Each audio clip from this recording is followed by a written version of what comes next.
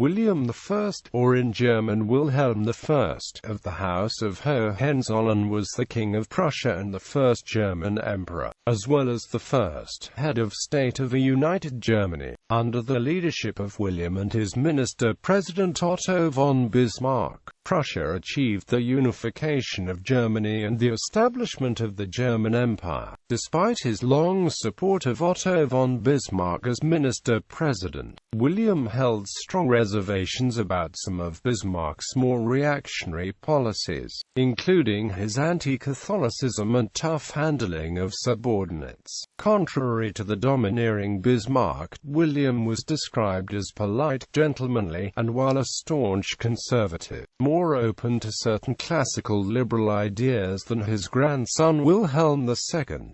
Early life and military career. The future king and emperor was born William Frederick Louis of Prussia in the Kronprinzenpalais in Berlin on the 22nd of March 1797. As the second son of Prince Frederick William, himself son of King Frederick William II and Louise of Mecklenburg-Strelitz, William was not expected to ascend to the throne. His grandfather died the year he was born, at age 53, in 1797, and his father Frederick William III became king. He was educated from 1801 to 1809 by Johann Friedrich Gottlieb Delbruck, who was also in charge of the education of William's brother, the Crown Prince Frederick William.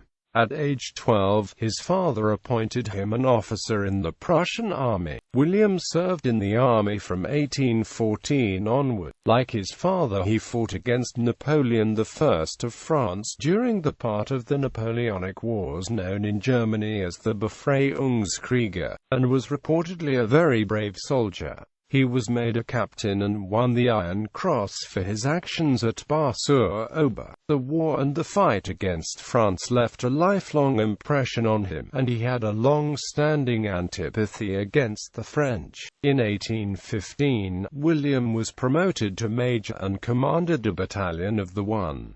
Garde Regiment. He fought under Gebhard Lebrecht von Blücher at the battles of Ligny and Waterloo. He also became an excellent diplomat by engaging in diplomatic missions after 1815. In 1816, William became the commander of the Stettiner Gardelandwehr battalion and in 1818 was promoted to general major. The next year, William was appointed inspector of the 7th and 8th Army Corps. This made him a spokesman of the Prussian army within the House of Hohenzollern. He argued in favor of a strong, well-trained and well-equipped army. In 1820, William became commander of the 1. Garde Division and in 1825 was promoted to commanding general of the 3. Army Corps. In 1829, William married Princess Augusta von Sachsen-Weimar-Eisenach after Princess Eliza Radziwiłł. His cousin, whom he had been attracted to, was deemed an inappropriate match by his father. William had been forced to abandon the relationship with Eliza in 1826.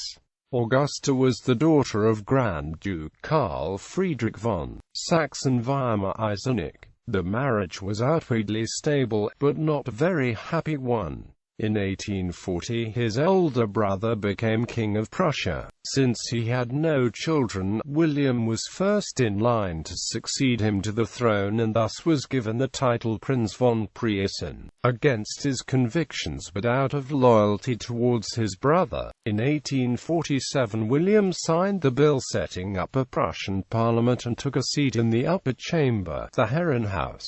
During the revolutions of 1848, William successfully crushed a revolt in Berlin that was aimed at his elder brother, King Frederick William IV. The use of cannon made him unpopular at the time and earned him the nickname Cartouche Prince. Indeed, he had to flee to England for a while, disguised as a merchant. He returned and helped to put down an uprising in Baden, where he commanded the Prussian army. In October 1849, he became Governor-General of Rhineland and Westphalia, with a seat at the Kurfürstliches Schloss in Koblenz. During the time at Koblenz, William and his wife entertained liberal scholars like the historian Maximilian Wolfgang Duncker or August von Bethmann-Hollweg and Clemens Theodor Perthes. William's opposition to liberal ideas gradually softened. In 1854, the prince was raised to the rank of a field marshal and made governor of the federal fortress of Mainz.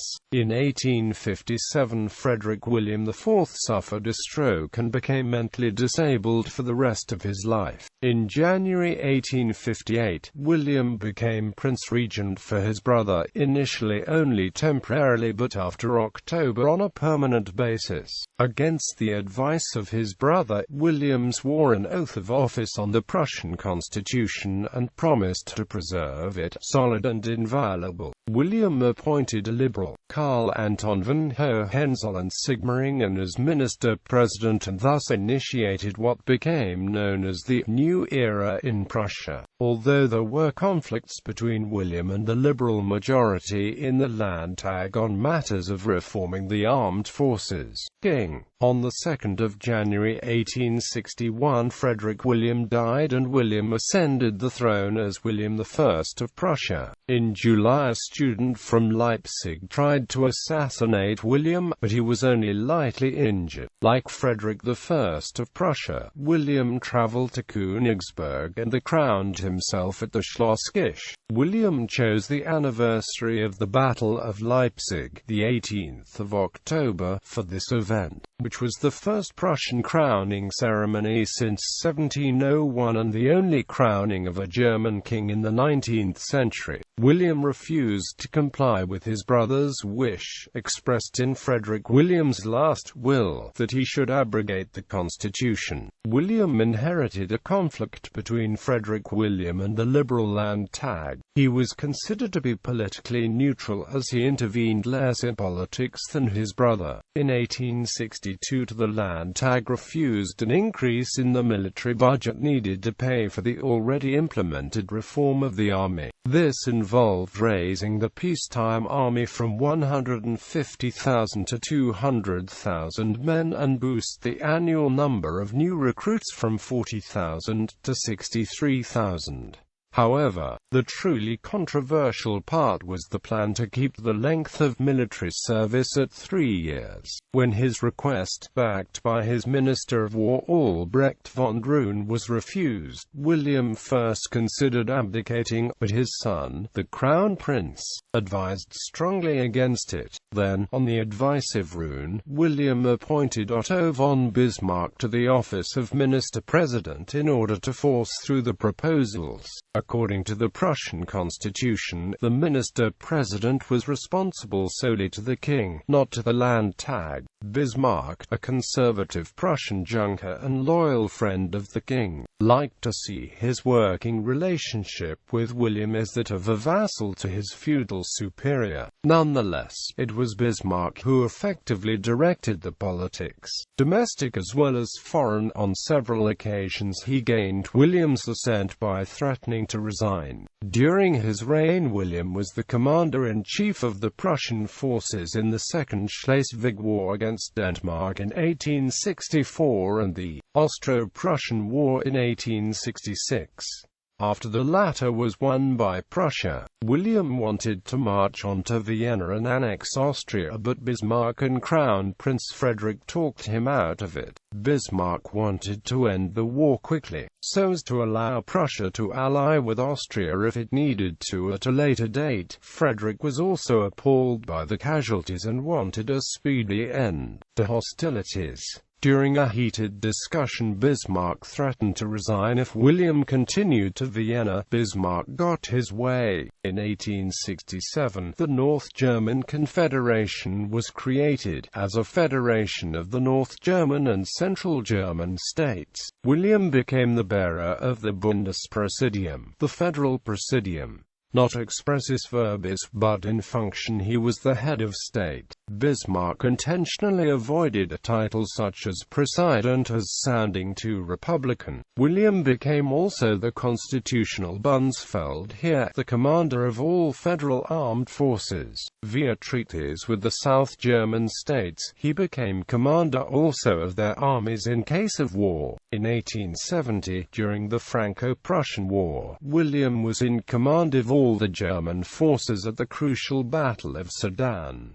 German Emperor. During the Franco-Prussian War, the South German states joined the North German Confederation. The country was renamed Deutsches Reich, and the title of Bundespräsidium was amended with the title Deutscher Kaiser. This was decided on by the legislative organs, and William agreed to this on the 18th of December in the presence of a Reichstag delegation. The new constitution and the title Emperor came into effect on the 1st of January 1871. But William hesitated to accept the constitutional title. He was afraid that it was artificial and overshadowed the title of Prussian king. At least he wanted it to be Kaiser von Deutschland. But Bismarck warned him that the South German princes might protest. Grudgingly, William conceded that on the 18th of January, in the Hall of Mirrors in Versailles Palace, he was proclaimed Kaiser Wilhelm. The date was chosen as the coronation date of the first Prussian king in 1701. In the national memory, the 18th of January became the day of the foundation of the empire, although it did not have a constitutional significance. In 1872, he arbitrated a boundary dispute between Great Britain and the United States, deciding in favor of the U.S. and placing the San Juan Islands of Washington state within U.S. national territory, thus ending the 12-year bloodless Pig War. In his memoirs, Bismarck describes William as an old-fashioned, courteous, infallibly polite gentleman and a genuine Prussian officer, whose good common sense was occasionally undermined by female influences. This was a reference to William's wife, who had been educated by, among others, Johann Wolfgang von Goethe, and was intellectually superior to her husband. She was also at times very outspoken in her opposition to official policies, as she was a liberal. William, however, had long been strongly opposed to liberal ideas. Despite possessing considerable power as Kaiser, William left the task of governing mostly to his chancellor and limited himself to representation, embodying the dignity of the state and approving Bismarck's policies. Assassination attempts and anti-socialist laws. On the 11th of May 1878, a plumber named Emil Max Hodel failed in an assassination attempt on William in Berlin. Hodel used a revolver to shoot at the emperor, while the 81-year-old and his daughter, Princess Louise of Prussia, paraded in their carriage unto Den Linden. When the bullet missed, Hodel ran across the street and fired another round which also missed. In the commotion, one of the individuals who tried to apprehend Hodel suffered severe internal injuries and died 2 days later. Hodel was seized immediately. He was tried, convicted, and sentenced to death, and executed on the 16th of August 1878. A second attempt to assassinate William I was made on the 2nd of June 1878 by Dr. Karl Nobiling. As the emperor drove past in an open carriage, the assassin fired 2 shots from a shotgun at him from the window of a house off the Unter den Linden. William was severely wounded and was rushed back to the palace. Nobiling shot himself in an attempt to commit suicide. While William survived this attack, the assassin died from his self-inflicted wound 3 months later. Despite the fact that Hodel had been expelled from the Social Democratic Party, his actions were used as a pretext by Bismarck to ban the party through the anti-socialist law in October 1878. To do this, Bismarck partnered with Ludwig Bamberger, a liberal, who had written on the subject of socialism, "If I don't want any chickens, then I must smash the eggs." No one in the Social Democratic Party even knew of Karl Nobiling, but that is not to say that he was not politically motivated. These attempts on William's life thus became the pretext for the institution of the anti-socialist law, which was introduced by Bismarck's government with the support of a majority in the Reichstag on 18 October 1878, for the purpose of fighting the socialist and working-class movement. These laws deprived the Social Democratic Party of Germany of its legal status, prohibited all organizations, workers' mass organizations and the socialist and workers' press, decreed confiscation of socialist literature and subjected Social Democrats to reprisals. The laws were extended every 2 to 3 years.